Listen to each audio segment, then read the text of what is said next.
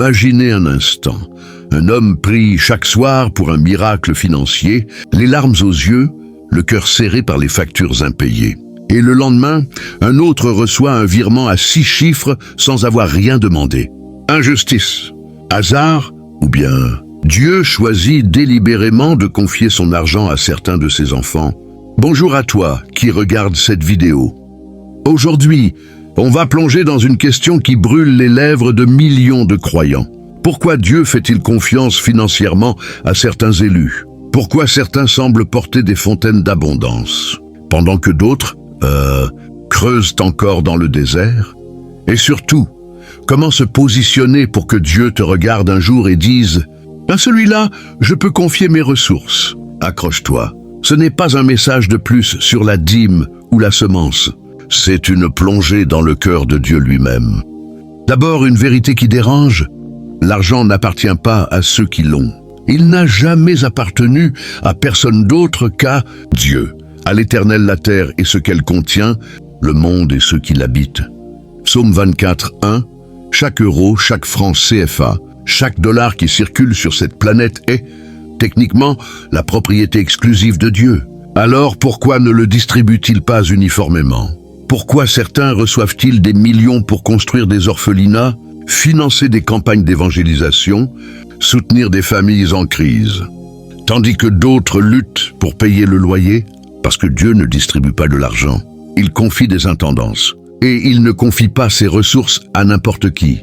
Regarde la parabole des talents, Matthieu 25. Le maître part en voyage. Il confie ses biens, pas à parts égales, mais selon la capacité de chacun. 5 talents, 2 talents, 1 talent. Le critère n'est pas la justice humaine. Le critère est la fidélité prouvée et la capacité anticipée. Au retour, les 2 premiers doublent la mise. Le 3e enterre par peur. Résultat, à celui qui a, on donnera encore, et il aura en abondance. Mais à celui qui n'a pas, on enlèvera même ce qu'il a. Dieu ne donne pas en fonction de nos besoins immédiats. Il donne en fonction de ce qu'il voit, que nous ferons avec ce qu'il donne. Et là est la clé numéro 1. Dieu fait confiance financièrement à ceux qui ont déjà prouvé qu'ils pouvaient gérer son cœur avant son portefeuille. Tu veux qu'il te confie beaucoup? Montre-lui d'abord que tu gères bien peu, avec le même cœur. Joseph, esclave puis prisonnier, gère la maison de Potiphar puis la prison, avec une intégrité totale. Résultat, Pharaon lui confie les richesses de l'Égypte entière. Pas parce qu'il était charismatique, parce qu'il était fidèle dans le peu. David, berger anonyme, protège les brebis au péril de sa vie. Dieu voit un homme selon son cœur et lui confie un royaume. La veuve de Sarepta donne son dernier repas au prophète. Dieu multiplie l'huile et la farine, puis ressuscite son fils. Elle avait donné avant d'avoir l'abondance. Dieu regarde 3 choses avant de lâcher les cordons de la bourse céleste. Ton attachement à l'argent. Nul ne peut servir 2 maîtres. Vous ne pouvez servir Dieu et Mammon. Matthieu 6, 24. Si l'argent te possède plus que tu ne le possèdes, Dieu ne te confiera jamais ses flux importants. Il protège son argent des idoles, ton cœur pour son royaume. Dans 2 Corinthiens 9, Paul dit que Dieu aime celui qui donne avec joie. Mais plus profondément, il confie ses ressources à ceux dont le cœur bat pour la même cause que lui, l'avancement de son règne, le secours des faibles, la propagation de l'évangile. Quand il voit un qui pleure sur les âmes perdues plus que sur son compte en banque qui stagne, il se dit « À celui-là, je peux confier mes caisses. Il ne va pas détourner le flux. » Ta fidélité dans l'invisible. Tu donnes quand personne ne te voit? Tu refuses les poches de vin? Tu payes tes impôts honnêtement même quand c'est douloureux? Tu honores tes dettes? Dieu est un Dieu de semences minuscules. Il teste avec 1000 FCFA avant de te confier 100 millions. La parabole de l'intendant infidèle, Luc 16, est terrifiante. Si tu n'es pas fidèle dans les petites richesses injustes, qui te confiera les véritables? Beaucoup rêvent d'abondance, mais refusent la formation préalable. Dieu ne te forme pas à l'école de la richesse. Il te forme à l'école de la fidélité, de la générosité dans la gêne, de l'intégrité sous pression, de la dépendance totale à lui quand le compte est à 0. Et quand il voit que l'argent ne te corrompt plus, quand il voit que tu le traites comme un outil et non comme un Dieu, quand il voit que tu peux recevoir beaucoup sans changer de posture devant lui. Alors il ouvre les écluses. Pas pour te faire briller, pour faire briller son nom à travers toi. Certains élus portent aujourd'hui des flux financiers massifs non pas parce qu'ils sont meilleurs, mais parce qu'ils ont traversé des années où ils ont dit « Seigneur, même si je reste à sec, je te servirai. Même si la multiplication tarde, je ne volerai pas. Même si personne ne me voit donner, je donnerai encore. » Et Dieu a répondu « Bien, serviteur bon et fidèle, entre dans la joie de ton maître. Et maintenant, administre ceci pour moi. » Alors toi, là, derrière l'écran, pose-toi la question ce soir. S'il te confiait demain 500 millions FCFA, qu'est-ce qui changerait vraiment en toi? Ton posture devant Dieu? Tes priorités? Ton regard sur les pauvres? Ton temps de prière? Si la réponse te fait peur, c'est bon signe. Ça veut dire que tu es encore en formation. Et la bonne nouvelle, la formation n'est jamais terminée. Chaque jour où tu choisis l'intégrité plutôt que la facilité, la générosité plutôt que l'accumulation, la confiance en lui plutôt que la panique, tu montes d'un cran dans sa confiance. Un jour, peut-être pas aujourd'hui, peut-être pas demain, il te regardera et dira « Celui-là, je peux lui confier mes ressources, parce qu'il ne les gardera pas pour lui, il les fera circuler pour moi. Et ce jour-là, ce ne sera plus ton compte en banque qui augmentera. Ce sera le royaume qui avancera. Alors dis-moi dans les commentaires, quelle petite fidélité financière vis-tu en ce moment, même si personne ne la voit? Parce que c'est exactement là que tout commence. Que Dieu te trouve fidèle dans le peu, pour qu'il puisse un jour te confier beaucoup. Et souviens-toi, il ne cherche pas des millionnaires, il cherche des intendants à son image. Mais comment passe-t-on concrètement du peu au beaucoup? Comment transforme-t-il un compte à découvert en canal d'abondance céleste? Aujourd'hui, on descend dans le concret.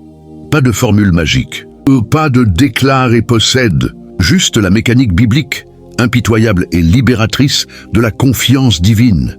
Dieu ne te donne pas plus pour que tu vives mieux. Il te donne plus quand tu vis déjà pour lui, avec ce que tu as. Et la transition se fait en 4 phases, que presque personne ne traverse jusqu'au bout. Phase 1. La famine de reconnaissance. Tu crois que l'abondance commence par un virement? Non. Elle commence par une prise de conscience violente. Tout ce que tu touches appartient déjà à quelqu'un d'autre. Abraham, à 99 ans, n'avait rien reçu de tangible depuis des décennies. Mais quand Dieu lui dit « Je suis ton bouclier, ta très grande récompense », Genèse 15, 1, Abraham ne négocie pas. Il croit. Il sort, il compte les étoiles. Il reconnaît que la vraie richesse, c'est la parole de Dieu elle-même. Toi aussi, arrête de prier seulement pour la sortie de l'endettement. Commence à remercier pour la sortie d'Égypte intérieure que tu as déjà vécue. La gratitude n'attire pas l'argent. Elle aligne ton cœur sur le propriétaire. Phase 2, le test du peu injuste. Luc 16, 10, 11 et sans appel.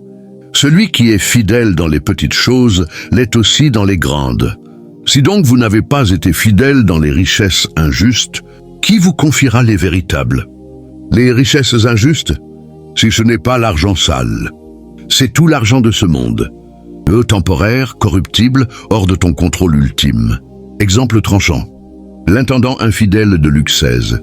Il sait qu'il va se faire virer. Au lieu de paniquer, il réduit les dettes de ses débiteurs pour se faire des amis. Résultat, son maître le félicite pour son astuce mondaine. Mais Jésus conclut, utilisez l'argent de ce monde pour vous faire des amis éternels. À traduction, même l'argent injuste, celui du système actuel, doit servir le royaume. Payer un loyer en retard pour donner plus à la mission? Mauvais calcul. Honorer tes créanciers, même quand c'est dur, tout en semant joyeusement dans l'œuvre de Dieu? C'est là que Dieu note, fidèle dans le peu injuste. Phase 3, l'épreuve du silence prolongé. Job perd tout en un jour, enfant, troupeau, santé. Il reste assis dans la cendre, muet 7 jours. Puis il parle et accuse presque Dieu. Mais à la fin, quand Dieu parle enfin du sein de l'ouragan, Job se repent dans la poussière, et là, miracle, Dieu lui rend double. Pas parce qu'il a confessé positivement, parce qu'il a tenu dans le silence, dans la perte, sans voler la gloire de Dieu en se faisant Dieu lui-même. Beaucoup arrêtent de prier quand le miracle tarde. Les élus continuent et apprennent à adorer au milieu des cendres. C'est dans ce creuset que Dieu forge des intendants capables de gérer des millions sans devenir arrogants. Phase 4. La multiplication sans attachement. Voici le test final, recevoir beaucoup et rester identique. Salomon demande la sagesse, pas la richesse. Dieu lui donne les deux et ajoute « Je te donne ce que tu n'as pas demandé ». 1 Roi 3. Mais plus tard, Salomon s'attache aux chevaux, aux femmes, à l'or. Résultat, son cœur se détourne. La richesse reçue devient piège. À l'inverse, regarde la veuve qui jette ses 2 petites pièces. Jésus dit, elle a donné plus que tous. Pourquoi? Parce qu'elle a donné tout son bien. Pas un pourcentage, tout, sans attendre de retour visible. Dieu multiplie quand il voit que l'argent reçu ne te définit plus. Tu peux perdre 90% demain sans perdre la paix. Tu peux donner 90% sans calculer le reste. Alors, concrètement, que faire dès aujourd'hui? Arrête de mesurer ta valeur à ton solde bancaire. Ta valeur est fixée à la croix. Fais l'inventaire invisible. Quelle dette spirituelle as-tu envers Dieu? Honore-les en premier. Prends l'habitude de la dîme cachée. Donne un peu plus que ce que tu annonces, sans le crier sur les réseaux. Quand la tentation arrive, pot de vin discret, économie d'impôts douteuse, achat impulsif, pose-toi. Est-ce que ça rendrait fier le propriétaire? Écris une lettre à ton futur toi riche. Décris comment tu resteras le même devant Dieu, devant les pauvres, devant ta famille. Relis-la quand l'espoir faiblit, parce que la confiance financière de Dieu n'est pas une récompense. C'est une responsabilité, et il ne la donne qu'à ceux qui ont appris à trembler devant la responsabilité avant de trembler devant le manque. Un jour, peut-être bientôt, il te confiera un flux qui dépassera tes rêves les plus fous. Pas pour que tu collectionnes des voitures ou des propriétés, pour que tu deviennes un canal si pur que l'eau vive coule à travers toi sans se salir. Et quand ce jour viendra, tu ne diras pas « j'ai réussi ». Tu diras les genoux à terre « c'est toi qui as réussi », à travers un pauvre intendant comme moi. Alors dis-le-moi maintenant dans les commentaires. Quelle phase traverses-tu en ce moment? La famine de reconnaissance, le test du peu, le silence prolongé, ou déjà la multiplication sans attachement? Et si tu te sens coincé, écris simplement « Seigneur, je veux être ton intendant fidèle ». Commence par le peu que j'ai. Parce que c'est exactement comme ça que tout a commencé pour Joseph, pour Job, pour la veuve, pour toi. Dieu ne cherche pas des riches, il cherche des vides remplis de lui. Et quand il trouve un vide comme ça, il le remplit jusqu'à déborder sur les nations. À très bientôt pour la suite, ou peut-être pour ton témoignage d'abondance confiée. Paix profonde, fidélité brûlante, et que ton cœur batte au rythme du propriétaire. On va plus loin. On arrête de parler théorie. On entre dans les pièges mortels que même les élus, les plus prometteurs ont frôlés, ou dans lesquels ils sont tombés. Parce que la confiance de Dieu n'est pas un diplôme qu'on obtient une fois pour toutes. C'est une guerre quotidienne, et beaucoup perdent la bataille au moment où ils croient l'avoir gagnée. Dieu confie l'abondance à ceux qui survivent à 5 pièges précis. Si tu rates ne serait-ce qu'un, il retire, ou pire. Il laisse l'argent te détruire de l'intérieur. Piège numéro 1. L'illusion de la source autonome. Tu commences à recevoir, les portes s'ouvrent, les contrats tombent. Et subtilement, tu te surprends à penser « j'ai travaillé dur, j'ai semé, j'ai activé la loi de la semence. C'est moi qui ai fait ça. Erreur fatale. » Regarde Isaac dans Genèse 26. Famine partout. Il creuse des puits. Les Philistins les comblent.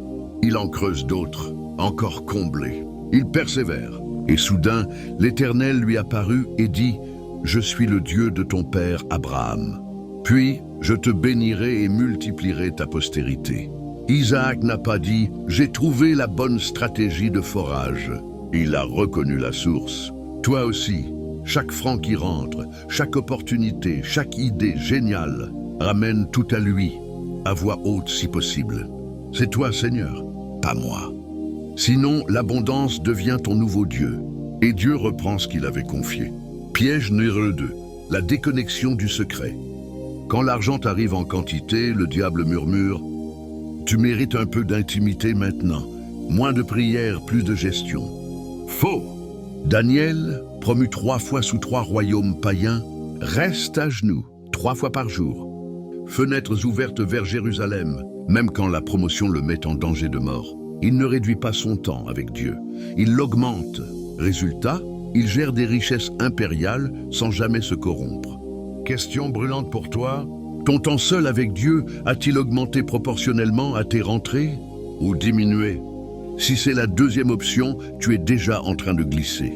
L'abondance sans intimité, je poison lent. Piège numéro 3, la générosité sélective. Tu donnes, mais seulement là où ça te valorise. Aux gros ministères visibles, aux pasteurs connus, aux campagnes qui font le buzz. Tu oublies la veuve du quartier, l'enfant du cousin qui mendie des frais scolaires, la sœur qui pleure en silence. Jésus observe la veuve aux 2 leptons. Pas parce qu'elle a donné beaucoup, parce qu'elle a donné sans filtre social, sans calcul d'image. Dieu confie des flux massifs à ceux dont la générosité est indiscriminée et discrète. Quand tu donnes à ceux qui ne peuvent rien te rendre, tu prouves que tu n'es pas motivé par le retour. Tu es motivé par son cœur. Piège numéro 4, la peur de la perte. Tu as enfin reçu. Et maintenant tu vis dans la terreur. Et si je perds tout? Tu thésaurises, tu sécurises, tu diversifies à outrance, au point de ne plus oser semer. C'est le piège du 3e serviteur dans la parabole des talents. Il enterre par peur. Résultat, on lui enlève même ce qu'il avait. À l'inverse, les 2 premiers risques. Ils investissent, ils perdent peut-être sur le papier pendant un temps, mais ils agissent comme des fils, pas comme des esclaves apeurés. Dieu confie plus à ceux qui traitent l'argent comme un flux, pas comme un trésor à protéger. Donne et il te sera donné. N'est pas une promesse transactionnelle, c'est une description de la nature même de Dieu. Piège numéro 5, l'orgueil de l'intendant devenu propriétaire, le plus dangereux. Tu gères bien, les résultats explosent. Les gens te félicitent. Et un jour, sans t'en rendre compte, tu commences à parler de mon ministère, à ma vision, à mes projets. Dieu ne partage pas sa gloire. Regarde Hérode Agrippa dans Acte 12. Il reçoit les acclamations. Ce n'est pas un homme, c'est un Dieu. Il ne renvoie pas la gloire. Un ange le frappe. Il meurt mangé de vers. À l'opposé, quand Pierre guérit le boiteux, il crie immédiatement. Pourquoi nous regardez-vous? Comme si c'était par notre puissance ou notre piété? Acte 13. La règle est simple. Tout ce que Dieu confie doit lui revenir en louange, en fruit, en impact éternel. Si tu commences à te voir comme le propriétaire, il te rappelle, parfois brutalement, que tu n'es que le gérant. Alors maintenant, le protocole d'urgence pour aujourd'hui. Fais un audit de cœur. Dans quel piège te trouves-tu le plus souvent? Écris-le noir sur blanc. Rends chaque rentrée récente à Dieu en parole. Merci que ce soit toi la source. Je te rends la gloire. Augmente ton temps secret, même si c'est 5 minutes de plus par jour. Priorité absolue. Fais un don anonyme cette semaine à quelqu'un qui ne saura jamais que c'est toi. Quand la peur de perdre monte, déclare « Seigneur, si tu l'enlèves, je te bénirai quand même ». Chaque fois que quelqu'un te félicite pour un succès financier ou matériel, réponds intérieurement « Gloire à Jésus seul ». Parce que la vraie abondance confiée n'est pas celle qui remplit ton compte. C'est celle qui vide ton ego, remplit les vides autour de toi et fait déborder le royaume. Un jour, et ce jour approche pour certains, Dieu te regardera et dira « Lève-toi, intendant fidèle, voici les clés de mes entrepôts. Fais-en ce que je ferai. » Et tu sauras, à cet instant précis, que tout ce que tu as traversé, les nuits blanches, les refus, les silences, les pertes, n'étaient pas une punition. C'était une préparation. Tu ne seras plus le mendiant qui attend un miracle. Tu seras le canal par lequel le miracle coule vers les nations. Alors dis-moi, Colombe, dans les commentaires, et quel piège te menace le plus en ce moment? Et si tu veux aller jusqu'au bout, écris cette phrase simple. Seigneur, garde-moi de devenir propriétaire de ce qui t'appartient. Fais de moi ton intendant éternel. Parce que quand un cœur dit ça, et le vit, Dieu n'a plus de raison de retenir ses ressources. Il les lâche. Et le monde change à travers un homme, une femme, une vie qui n'appartient plus à elle-même. Paix qui dépasse l'entendement, fidélité jusqu'au sang, et que ton obéissance fasse trembler les cieux. À très bientôt, peut-être avec ton propre témoignage qui fera pleurer des milliers.